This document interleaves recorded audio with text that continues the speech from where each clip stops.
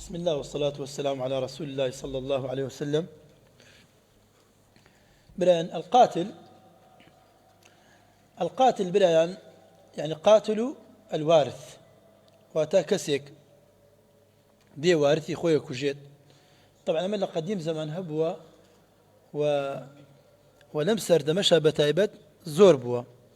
كسيك باوكي دولمنا يعني برايكي دولمنا پەلەیەتی ئەیتوێ پارەکەی ببات چۆن بیبات ئەڵێ ئەیکوژم ئەم جاوەرەتە بەشەکرێ کە بەشکرا بەشی منە درێت. ئەمە قاعدەیەکی ئوسولیمانەیە ئەڵێ المعاملة بنقيض القصد يعني كسيك ئەگەر نیەتێکی خراپی هەبوو شەرع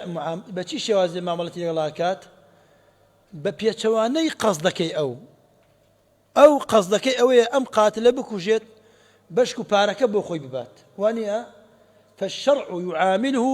بنقيض قصده بعكس قصده واتا قصدەکەی ئەوەیە پارەی ئەم زەلامە ببات کە وارسی تا باوکێ کوژێ پارەکەی ببات براکەی کوژێ پارەکەی ببات شەرع ئەو ڕێگای لێ ئەبڕێت ئەڵێ هەر کەسێک باوک خۆی کوشت لەبەرەی پارەکەی ببات براکەی خۆی کوشت أو ورث برينا كويت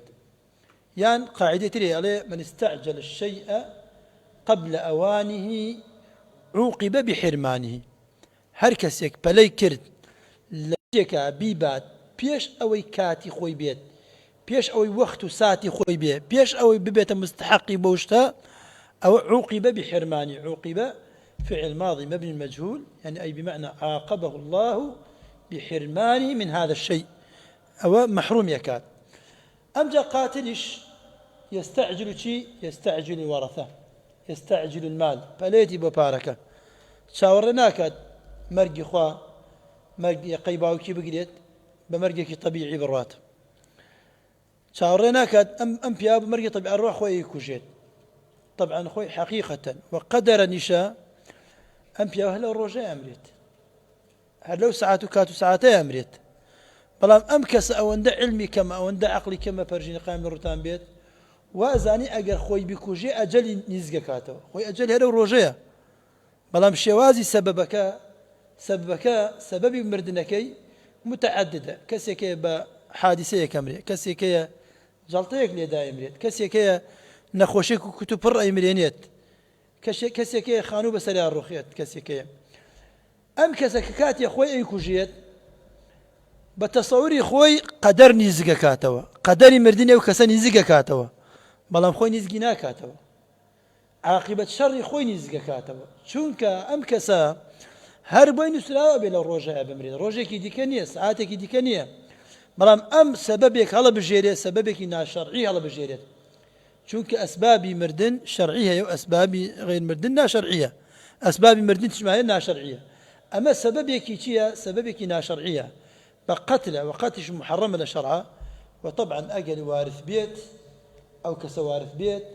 هو جريمكي مضاعفة جريمكي زور تلقى ولا ترى لوي قتل كسكي تر بكى لبلوي حقوق معلومة آتي ذا القربى حقه والمسكين وابن السبيل ففرمي خواجر وآتي ذا القربى كذا بيشوا أجر أمكسا قريبي توبيك نزيجي توبيت أجر كربي أجر باوك بي أجر خيزان بي جارو خيزانه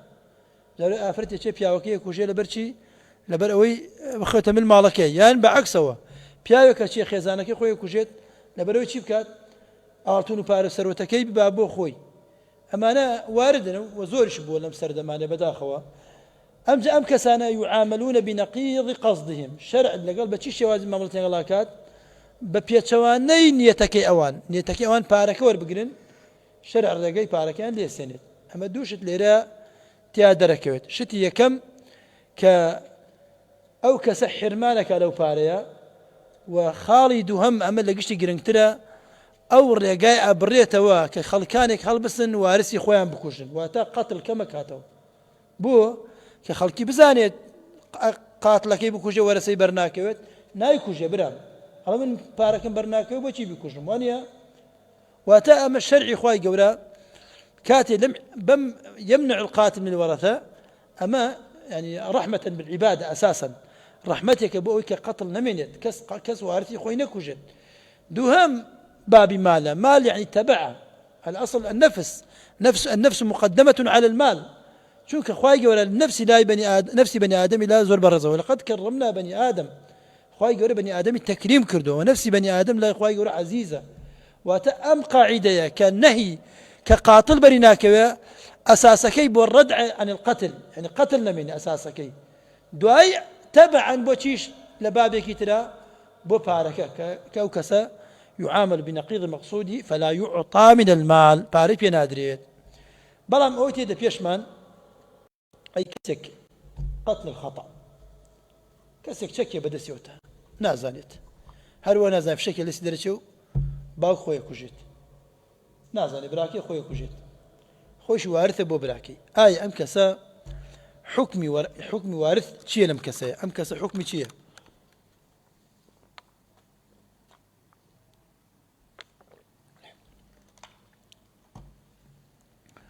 طبعا بران جمهوری زانایان ئەڵەن وەرثەی بەرناکەوێ، ئەڵەن بە بەڵگەی ئەوەی فەرمودەیەکی پێغەمبەری خوا صلی الله علیه وسلم فەرمێتی لا يرث القاتل. جمهوری زانایان حەنەفیە، شافعیە، مالکیە ئەڵێن ئەگەر بە هەڵەش بێ بە غەڵەتیش بێت، کەسێک بە هەڵا باوکی خۆی بکوژێت، بە غەڵەت باوکی خۆی بکوژێت،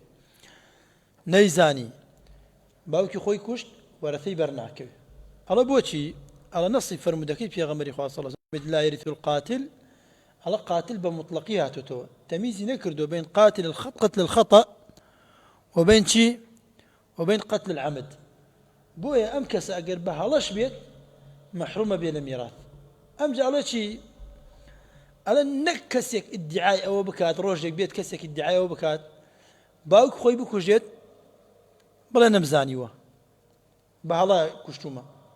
بەڵام ئیمام مالک ڕەحمەتی خوای لێ بێڵێ وانە، ئەڵە خوای گەورە لە دیەیە، لە بابی دیە، تەقسیمی دیە، يعني واتە دیات، يعني کەسێک کوشت، يعني عقوبەتەکەی، هەڵە عقوبەتەکەی خوای گەورە جیاوازی تێدانێ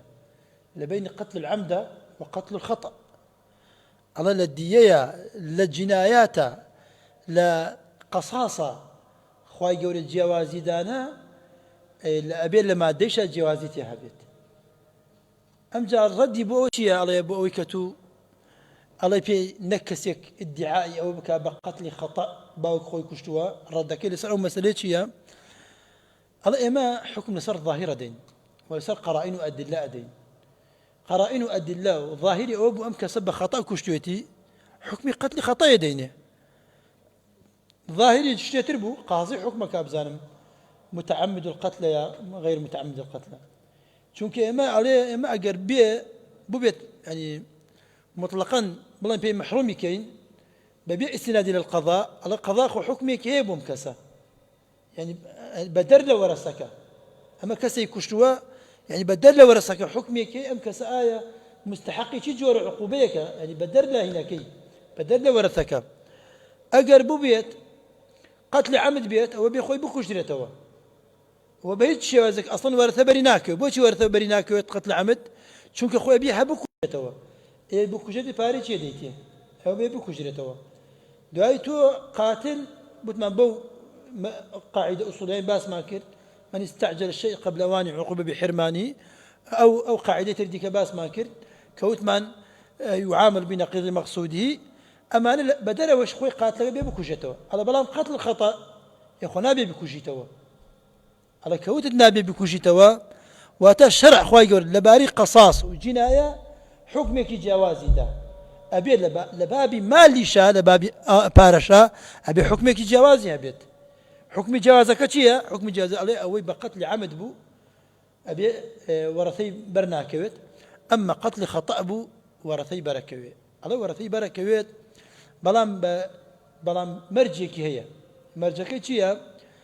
على جاروي قاتل او كسيك كشتويتي كسك وارث تري هي بون منا كسيك براي خوي كشتو برجيني قام روتان بيت امبرا خزاني كي هي خزاني هي يعني ام خزانه وارثه وانيا ام خزانه بوي هي شبكات كمظلومه كبو بوجن بوي هيا دية لقاتل بسينت سطح وشتري ليه بسينة بونمونا لكيف سينت لقاتلك لقاتل خطأ طبعا سطح وشتركه إن شاء الله الباب جنايات ولا يقرين جوازي لبين عمد وخطأ قال عاف بكريت جوازي تياها باسك لكاتي خويا بلان بوي أم آفرت بوي هي سطح وشتري كيف سنت لقاتلك بسينت كبراي خوشتي لهمان كاتا خوشيا وارثة إمام مالك عليه لديك بشي ناكوت أم ديك دايناوا ديا أو قربوي كأدريبو آفرتا طبعا براكيدا قاتل كيدات أو آفرتا أو ديا بو خويبات أو ملكي خوي بو خوي بردي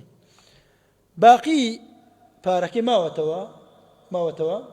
شي بيتوا لواهي نبيت لو ورثة ورقريت چونك أم ديك داخل بو أصلا أم ديك لبري چيا لبري أو مردوتا بريان وانيا سطح اشتراكا لبري كشتني أو مردوتا وانيا ألي أم فيها أو أم سطح اشترا أبي بيدات باش أو بيدات كطبعا أشدنا ملكي كيوا أشدنا ملكي وآفرتوا أدربوا آفرتا وبحساب ملكي بيا وكيا على نابي شريك بيت لو ديا أبي لا چيا شريك بيت بس لحقيقي خوي أو آفرتا چني بركوت شواريكي بركوت أم قاتلة وبزام چن براي تردي هي چن خوشك تري لقلا هيا باقي كي بوانا بيت طبعا بمرجك باوكي نبيت مردوكات دايكشي نبيت يعني باوكي نبيت أما نوتمان أم جل باقي أو ترى شريك بيتوا وأما قولي كي قول إمام مالك وتما قتل خطأ أبو طبعا أم قولا تقريبا يعني ناتوانا بلم سطاسط بلم زور معتبر ترى بو أويتشي كقتل خطأ أخوي يقول فرمتي لا تؤاخذنا إن نسينا أو أخطأنا أخوي يقول فرمتي وانيا أما عشان رفع الإثم ورفع العقوبة في موطن القصاص عثمان ينفر إن الله تجاوز عن أمتي الخطأ والنسيان وما استكره عليه أخوي يقول لسر أمة كم طبعا فرميتي تجاوز الإثم ما بس كمان لوياتا صورتي بقرة ربنا لا تؤاخذنا إن نسينا وأخطأنا خوايا لمن لسر من مينوسا عقوبة من مدى لسر ويقع حليك من كرد بلام آسواري هلا وكجار بشر تحمل يكاد يعني لو ترى فرمو إن الله تجاوز عن أمتي الخطأ والنسيان واستكروا علي أجر إنسان أجر حليك كل كردوي أنجامي دا بحلا كردي أو خواي جورات تواني لسر نانوسيت بيوت ما قولي مالك رحمتي خواي اللي عليه نابي قتل خطأ وقتل عمد يكسان بن حكمك يا نابي يكسان بن حكمك يا بوشي چونك للجنايات للديات جوازي تيها دروس تدريس جوازي تيها بيت أم جابريان أفرمي والمرتد برايان لا يقر بحال مرتد نلا سردينيا إقرار كريت نور سيفيا بخشريت أجر توبنك نقرت بناو مسلمانان مرتد وكسية كل أساس أخوي بوت مسلمان دعاي ورا قري للدين أم كسا أم مرتدة بهيج شوازيك ورسي برناكويت بوشي برناكويت لبر سببيك يكاد سببي أصلي بو ميراث يعني أخوي قرابية وقرابيك شي مرجي قرابة شي بيت أبي لأهل الإسلام بيت وأم كاتي ردي كمرتد بو لسر إسلام نما انقطع نسب الإسلام بيننا وبينه نسب ما لبين ما نما ويقول فلا أنساب يومئذ بينهم ولا يتساءلون روج قيامت هركسيك أجر براي الدين نبيت براي مسلمان نبيت نسب بين تانانية في غمر نحوتي إنه ابني من أهلي أخوي يقول شي فرمو إنه ليس من أهلك إنه عمل غير صالح وانيا واتا أم نسبا ولا بين ما ندرس بوا أجر للجوازي دين أبو نسبكش نامنت بيت أوتريه لدايكو باوكتا بلام أحكامي براي بي نادريت هيش حكمك براي بي نادريت كوارث بيتو أو بي بوي هركسك أجر مرتد بو لدين ورقراء أو تشيا أو ورثي برناكوي سبب داخل أم سردمية أو ملحدة باوري بإسلامنية باوري بقاعدة كان إسلامنية سكاتي بفي غمرك سكاتي بقرآنك لكادي ورثادي الله ولا كاك بشم بدن بۆ بۆ شۆرباکە ئەگیری و ڕاکەیت و بۆ دینەکە و عیبادەتەکە پشت لە ئیسلامەکەی بۆ کاتێ بڵێ وەرە سوجدەی بەخوا بدە پشت لە ئیسلامەکە ئەڵێ کاکەوە ئەوە کۆنەپەرستیەوە ئەیکەن هەر کاتێ بێتە بابی پارەکە و خواردن و پارە وەرگرتن دێ کاکە وەڵام منیش وارسم ئەخە تو بەچی وارسی کاکە یخۆ تو بڕات بە یاسای ئیسلام نییە وانە ئەگە بڕات بە یاسای ئیسلامی وەرە سوجدە بدە و نوێژک و عیبادەتی خوای گەورە بکە ئەگەش بڕات پێ نییە خۆ ئەم میراثە بە یاسای ئیسلام بەشەکرێت تۆ بڕات پێی نییە ئیتر بۆچی وەرێگری بۆ پارەکە خۆی کاتە وارث بەڵام بۆ عیبادەتەکە نانە ئەوەی من مسلمان نیمە ئەلەو کاتەیە سەر خۆی کزەکات باسی ئیسلام و ئەوە ناکات ئیسلام و ئیمان و ئەمە بڵێ کۆنەپەرستیە و ئەمە بەعەمەل نایەت و ئەڵێ قورئان یاسایەکی کۆنەپەرستیە باشە خۆ بنص قرآن ميراث ما يوصيكم الله في أولادكم للذكر مثل حظ الأنثيين بم نص وبم آية القرآن بشتوا كويت أي بوشي بو ورثك بورث بالراد بالقرآن هي وبو كاتب ببيت بابي نجو طاعد بالراد في النية قال فرمي أتؤمنون ببعض وتكفرون ببعض فما جزاء من يفعل ذلك منكم إلا خزي في الحياة الدنيا ويوم القيامة يردوا إلى أشد العذاب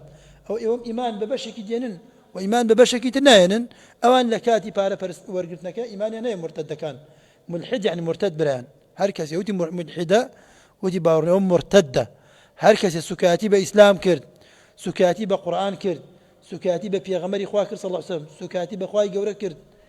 أم جورة كسانا مرتدا ولا كرامة يك خالد يك دقليان أو أنا بوتيبيان بلا بيكاك توبة بكن توبة ناكن مرتدا ولا سبريان ناكي بريان وأهل ملتين أما دوبران لما ذيك تانم دوبرا يكي كان مسلمان ويكي كان كافرة أبيت عائلة يكسير كم عائلة يكي كان ابن مسلمان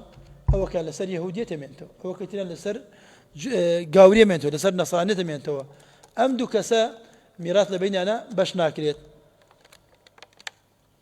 فرموديكي في غمري خويا صلى الله عليه وسلم فرميتي لا يرث الكافر من المسلم ولا المسلم من الكافر نم سلمان ورث لك ورقريت لكافر ورقريت ونكافرش ورث لمسلمان ورقريت واتا أجر مالك مسلمان بو ونفريك ينتابو كافر بو يعني ما فرق لقول مرتدات شي بران مرتد لأصل أخوي مسلمان بو بلام أما لأصل أخوي مسلمان نبوه أما أم كسي كافرة عائليك مثلا هميان إسلام بن يعني شوار بينجك إسلام بن دوسيك يعني إسلام نابن أم عائلة يكي كان أمريت لكي لمسلمانان أمريت برا كافر كيان بري ناكويت ورثي بر ناكويت ما بيا توانوا عائلة كافر يكي كان تيا بيت مسلمان كوريك كتشيك بيت مسلمان أم كرة أم كتا باوكي أمريت باوكي شيا كافرة أمريت كأمريت آية ورثي بركويت جمهور زانين ألين ورثي برناكويت على شون إما بارا نادي مكافرك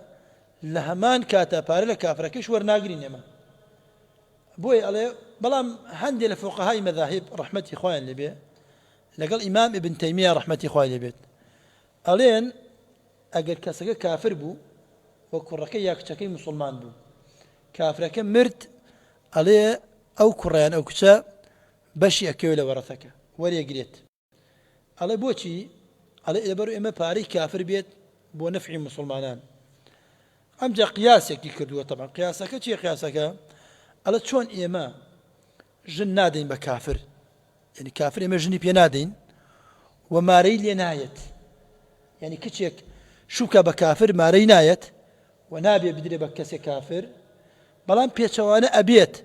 أبي مسلمان براك تشيكي نصراني مع ربكات وانيا براك تشيكي جولك مع ربكات على شون إما أتوانين بو كتشكان اللي وربقرين بو خيزان أتوانين لمقابل شبارك وربقرين بو خمان طبعا ما قياسك واجتهادك وبلقي لسرني بريان وإلا جمهور زانيان لسروتان لا يرث الكافر من المسلم مطلقا ولا المسلم من الكافر مطلقا جمهور زانيان والن بريان أمجا فرميتي لأخواروا طبعا الأخوار نسيتي والزنديق الزنديق هو من يخفي الكفر ويظهر الإسلام زنديق منافق يكن برا عزكم زنديق أو كسيا كظاهرا خويكات مسلمان بەڵام لە بنەوە خۆی کافرە سەیرەکەی چۆن نەزانی پێی کافرە قەڕائین هەیە سەیرەکەیان دەجار تانە لە ئیسلام ئەگرێت ڕەخنا ئەگرێت سەیرەکەی دوو لە ڕوئیەوە دەمی درێژە بەرامبەر ئیسلام سەیرەکەی هەندێک قساکە قسەکان بۆن کوفری لێ دێت جار وا دێت شوبها کات دڵی موسڵمانانەوە شتێک دێنێت شوبهەیە بەشک و دڵی موسڵمانان لەسەر ئیمان لادات یان قەڕائینێکی تر دەسەکەوێت کە ئەم کەسە چییە ئەم کەسە کە لە بنەوە کافرە لەوێ بۆن من هەندێک کەسەیە مؤلفات یانێ کتابیان هەیە سێ کتابێکی نووسیە و دژی ئیسلامە و دوای دێتە سەری سەر کتابەکە دژی ئیسلامە و بەڵام ناو خەڵکا چییەکە خۆیەوە دەرەخەکە ئەم کەسە موسڵمانە و ئەهلی ئیسلامە بەڵام قەڕائینێک هەیە ئەو قەڕائین هەندێک کەس چیان پێکەوێ ئەزانم کەسە دوو لە ڕێوە زندیقە کافرە یان سەرێکی یان گاڵتە بە سونەتی پێغەمبەری خوا صلی الله علیه وسلم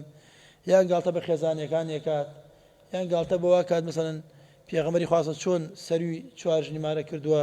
ئەمانە زەنادیقەن زندیقیش حال چییە کافرە وەرثەی بەرناکەوێت فرموویەتی ويرث الكافر الكافر وإن اختلفت ملتهما كيهودي ونصراني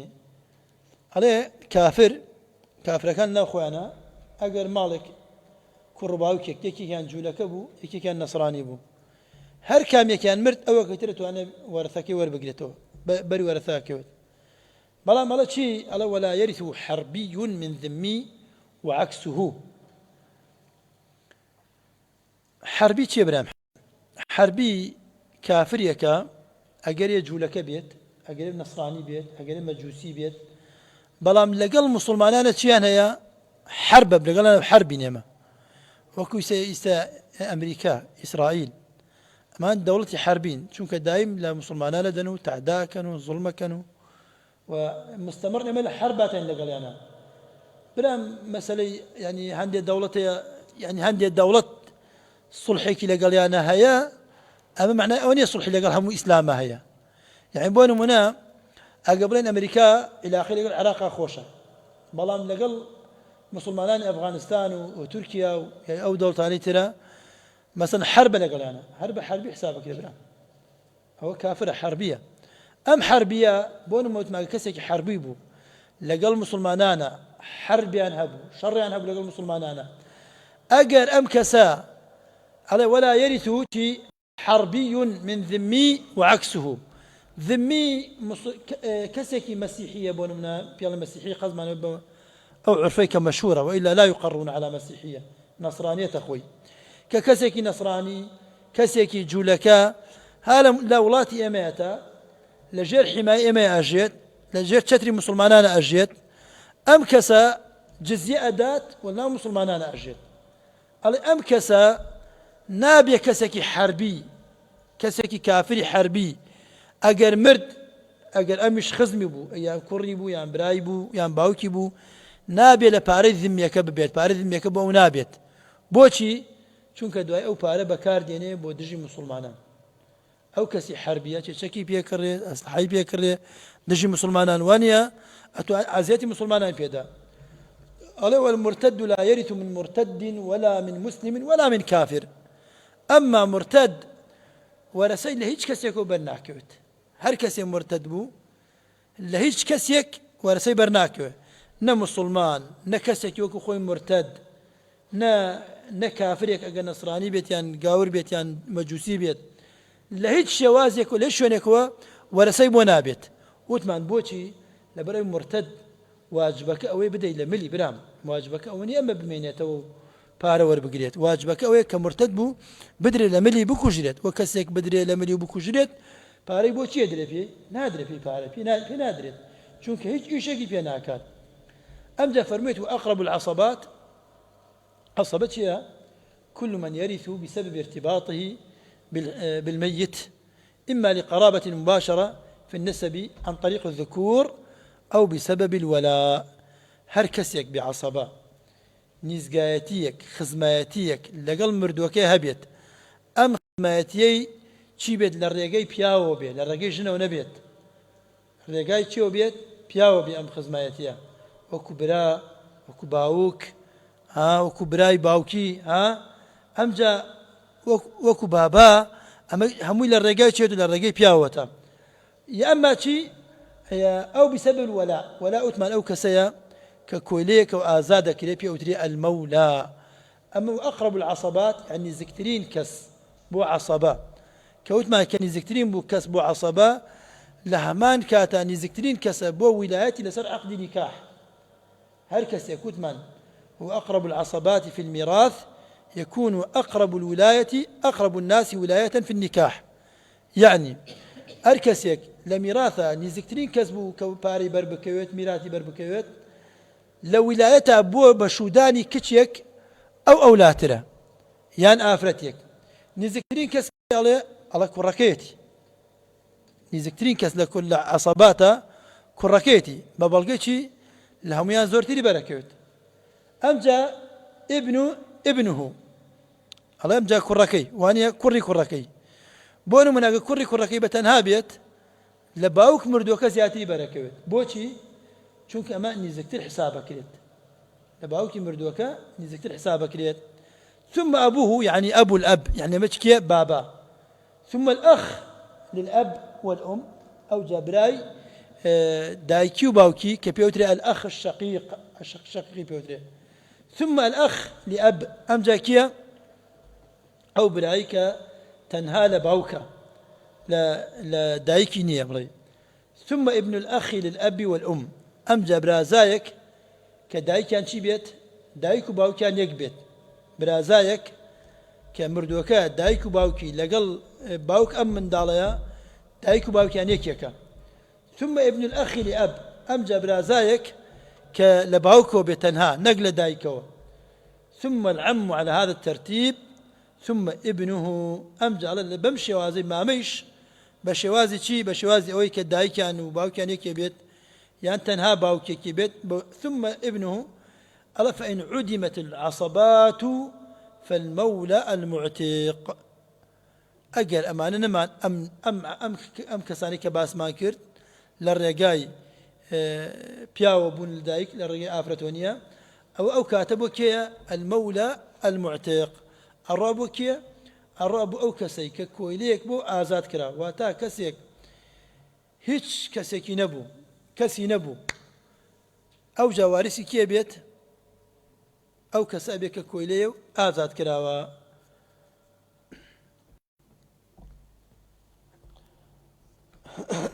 أم جبران فصل في الفروض المقدرة والفروض المقدرة في كتاب الله تعالى 6 يعني فرض مقدر يعني نصيبك فرض واجبة قرآن كاريت يناكريت بنص قرآن وأجر كم بك يا زياد بك ببي نص دروس نية چونك نصيب كان جاروي كم كان جاروي زيادة كان بونو من بياوك خزانكي مردوه وانيا خزانكي مردوه ام بياو چني بركوت اگر من دالي هبيت شواريكي بركوت اگر او افرتك مردوه من دالي هبيت شواريكي بركوت اگر من دالي نبيت نيوي بركوت اما هردوكي بنص قرآن هاتوه يعني هردو حالتك بنص قرآن هاتوه اما جيبيت فرض مقدر بالنص اما بالنص تقدير كراوه يعني واتا اما بو ايمانيه دسكاري بكاين بيقورين ونقور ام مقدران نقورن يا كم حصة النصف يا كم فرض مقدر خواي يقول القرآن باسي كذبه باسي شي كذا نصف ولكم نصف ما ترك ازواجكم ان لم يكن لهن ولد خواي يقول فرميتي طبعا دواي يشتري جد خلق كتير شيء نيوي بركوت بس بياوني حالة تري اي بين ان شاء الله وكو كتش يعني وكو خشك هوانيش نيوان بركوت بلان بشروط الجواز وب هني الجواز النصف والربع اشتخوا قال سورة نساء باسي كردوا والثمن ربع سنة ربع شواريكا يعني او باريا اجر تشل دينار بيان شوار دينار بيت ديناريكي بدرا امر ربعي فيه وتريد والثمن هشت لسر يعني يكلسر هشت اقربون من هشت دينار بيت او باز دينار يكا والثلثان برايان ثلثان يعني دولسيه يعني اقر كسيك 3 دينار يجي يشتبو